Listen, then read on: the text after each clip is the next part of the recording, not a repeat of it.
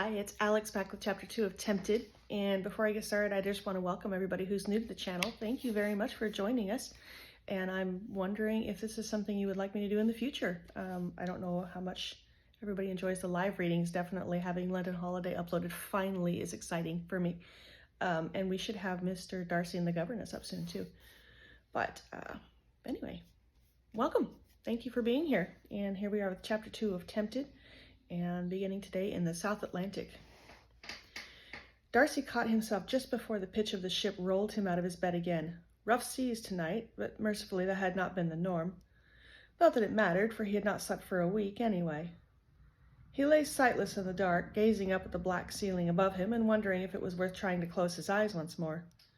The ship pitched and rolled again, making his decision for him. With a groan and a heave, he tossed his feet out of the bed and dressed, then went out to walk the lower decks. Nightmares had begun to plague him, a thing he had never complained of in all his 28 years. Memories tormented him, frightful visions dancing upon his thoughts. But it was nothing he could account for, nothing that could possibly make sense except as a symptom of delusion. It was as if he could see and remember his cousin's last battle, struggling in the dark against an invisible foe, crying out for comrades either dead or dying.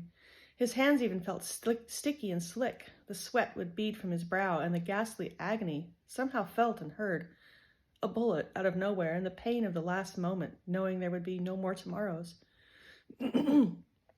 That was one of the less horrific examples. Worse were the nights when Darcy awoke in a cold sweat, having thrown off every blanket and nearly every scrap of clothing in some semblance of fever. The thirst and lethargy of imagined sickness would finally drive him from his bed in search of relief, but the last thought to lance through his brain in that moment of unconsciousness, no matter the nightmare, was the name that must have died on Richard's lips with his final breath. I must be going mad, he told himself, gripping the railing against the heaving of the ship and hanging his head to shake the cobwebs from his thoughts. Stark raving mad. They will dose me with so much laudanum when I get home that I will be fit for nothing but a lunatic's cell, and a straitjacket too, no doubt. Was that so?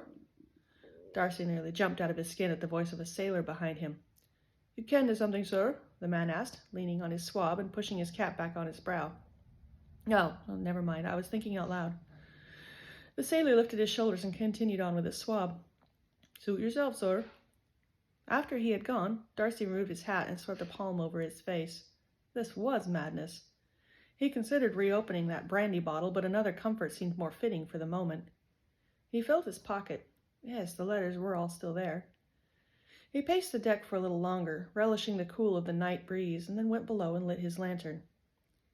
He was mortified when he read his last letter to Richard.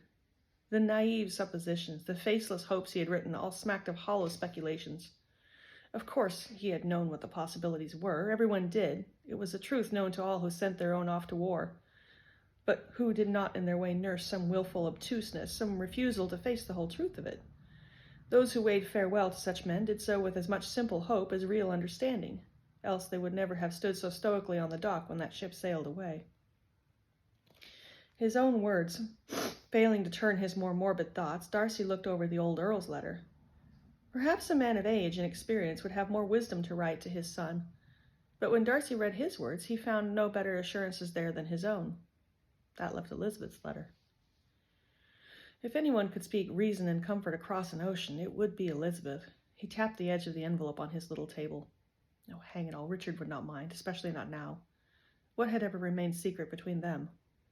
Had Richard lived, he would have come back to England full of tales of his wife, and would have cornered Darcy to regale him with her merits until no one could possibly deny that he had found a woman like no other.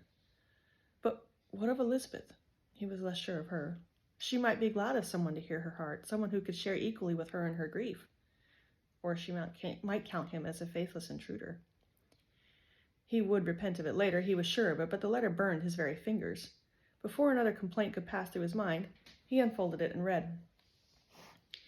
Dear Richard, I never thought to be sending you such a letter, but here I am. I am in very great trouble, and I'm afraid I must ask for help wherever I can find it. You said once that if I had any need, I should write to you. Well, as you have doubtless already discovered, I am writing you from New York. I cannot go back home.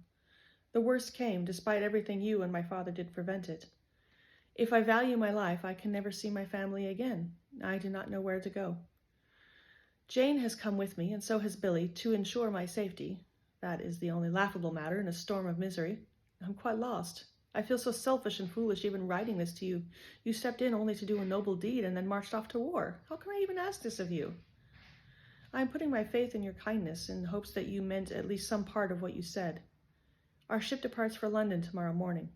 I have the address you gave me for your mother and your cousin, Mr. Darcy. All I can think to do is throw myself on their mercy, but I hesitate to claim a relationship they probably know nothing about. You never spoke of another love, so I assume you have none, but I do not wish to complicate your natural life and the world you left behind. I know you would like to return to it one day, and it was never really intended that I would be there waiting for you. I shall present myself as Elizabeth Bennet, and then if I gain the kindly ear, I shall confess more. You did say that Mr. Darcy might be generous, but I do not think I can tell even such a person everything. I am in such an agony of spirit right now. I cannot think clearly enough to know what I can safely share, and how much would be deception if I kept it to myself. They say my crossing will be just over a week, so I will use that time to think and pray for guidance. Richard, one thing troubles me more than all else. I would not ask you to devote the rest of your years to me. You acted kindly, but if I could think of anyone else to turn to, I would not trouble you. But there is no one else I trust so completely. If I, am not what you want, please send word somehow. If possible, I will be discreet about our relationship until I hear, not wishing to complicate your life. I would ask only some reference, some place to begin again. I can work. You know I'm happy to work, and I will take almost anything.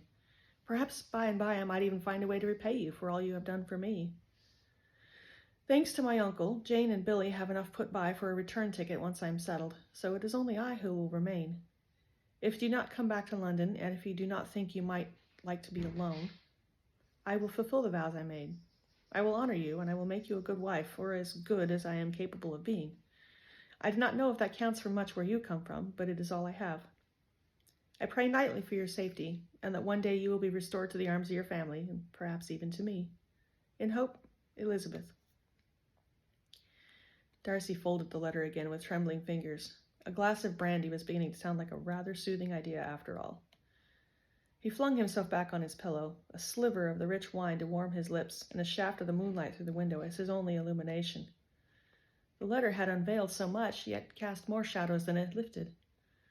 That the woman possessed secrets was no revelation to him. He had suspected from the first that much remained in her past that she had not spoken. She had alluded to that fact herself, had she not? Nor was it a surprise to him that she had not married Richard for love. Not really. She had told him this much as well, but he had wrongly ascribed a bit more marital felicity to the union than was apparently warranted. That moment in their first meeting, when she had collapsed at the news of Richard, was that the dismay of a loving wife, or merely the shock of a woman who had lost her last hope? Darcy's thoughts festered for better than an hour as he sipped away at his glass, merely wetting his lips, really, and savoring the aroma on his tongue. Had Elizabeth deliberately deceived him? Surely she had committed the sin of omission, but judging by her letter, some black fear gripped her. Something tragic had torn her life apart, and Richard had married her hoping to patch things up again for her. The only notion to come to his mind was an attack of some kind, of the sort that might result in a babe out of wedlock. But no such babe had come. Even if it had, why would she be forced to leave her home because of it? More questions raised their heads than answers, but one thing he knew. He meant to have the whole of it, just as soon as he returned to Derbyshire. And after that... He swallowed the last of his brandy and tucked the glass away, then stretched out on his bed. After he knew everything, what then? It seemed she required a new place in the world, and Derbyshire was probably not the right one. All right, that was chapter 22. Thank you for joining me. We'll be back later in the week with chapter 23. Have a great week. Bye.